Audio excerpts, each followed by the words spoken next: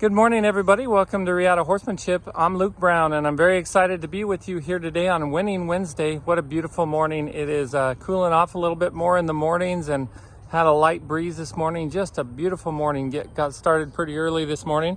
And the horse that I have behind me, this is Dallas. I think he's a 7-year-old. He's a quarter horse that came to me, 7 years old, Sorrel gelding, who has some issues with reactivity, overreactivity. He's pretty reactive on the ground. Can get quite reactive to people and things, and so this is the third day I've been working with him. He's doing quite well. He's learned a lot and getting a lot more calm on the ground, and I definitely make sure that I work all of the kinks that I can out of them on the ground before I go to ride him. So horses, they might be rideable, so he's rideable. His owner is riding him some, but more of his issues stem from being on the ground, from being reactive to people on the ground. And so if I can correct that, I can guarantee that I'm going to correct a lot of stuff that's happening in the saddle as well. And today for Winning Wednesday, the concept I want to talk to you today about is turning fear into curiosity. Turning fear into curiosity, and how that helps us and how that helps horses. And I want to tell you a little story about Dallas here. So Dallas, if you look back over here, you see that plastic sheet on the fence over there. This morning I worked with a flag with him, and I worked with a plastic sheet with him, getting him used to those things. Now, a few years back, even a year ago, or it was probably a couple of years ago, that I started trying to change what I did. But what I used to do when I was quote flagging a horse, or desensitizing with the flag, or a plastic sheet or a tarp or something, I would if a horse got nervous about it, I would just keep going with them, and waiting until they started to relax, and then take the pressure away. Now, there is still some validity to that technique, and sometimes I still use that depending on the situation I'm in. But one of the things that has been really helpful in my transformation of horsemanship in the last couple of years, and it's been helpful to horses, is helping a horse get curious about something they're afraid of, instead of trying to get them to ignore it. A lot of times people will, if a horse gets nervous about something, and I used to do this a lot too, I'd move their feet, and get them to pay attention to me, so that they didn't pay attention to the thing they were nervous about.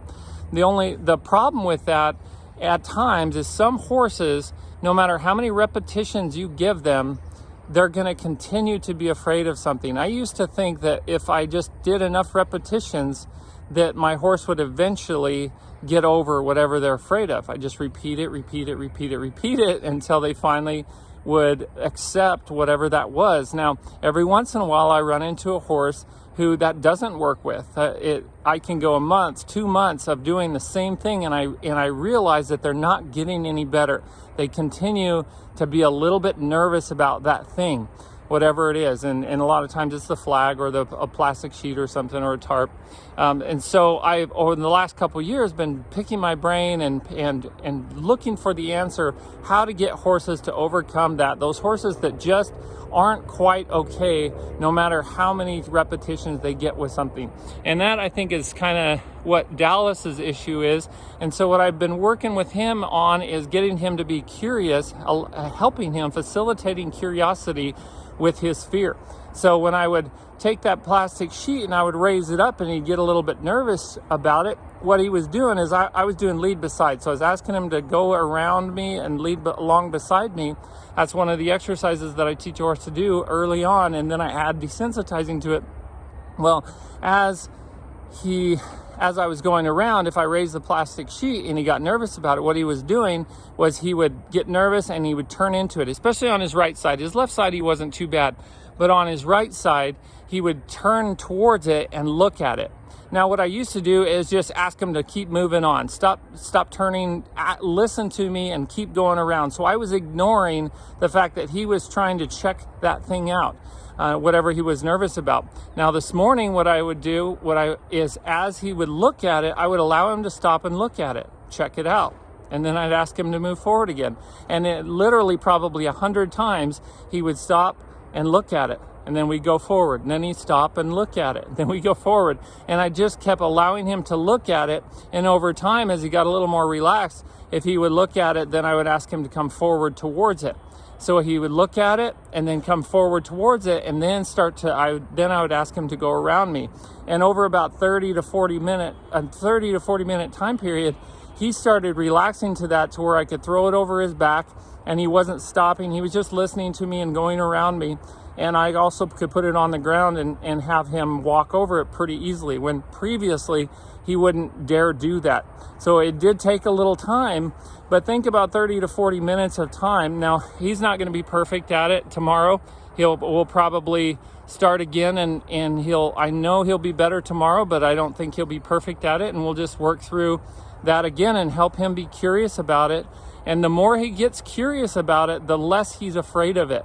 And curiosity really is one of those things that I'm starting to learn. It's a concept that I'm starting to learn, that if humans or horses are curious about something, then our mind opens up and we start trying to learn it instead of being afraid of it. So if you have fears in your life, if there's something you're afraid of, which we all do, we all have lots of fears. We have probably thousands of fears. So if you have a fear that's really limiting what you're doing, then I would recommend and encourage you to get curious about that fear. Instead of trying to avoid the fear and just move forward, get curious about it, look into it, and try to understand why you're afraid of that. And I can guarantee you that as you start to get curious about your fears, just like with Dallas here, as I allowed him, I'm his coach, and I facilitated his getting curious about that plastic sheet, then he started losing his fear towards it, and he started acting as if he wasn't afraid, and he wasn't. He started relaxing, licking and chewing, lowering his head, and just doing what I was asking him to do without being afraid of that plastic sheet. So today, for Winning Wednesday, get curious. When you're afraid, try to learn to get curious about that fear, and you can start to overcome that fear. And we can do that with our horses. Allow your horse to get curious about things, and as they do, then they'll lose their fear of them. Hope you guys have a wonderful day. Until next time, be thankful, live with purpose, live with passion, and as always, stay safe in the saddle.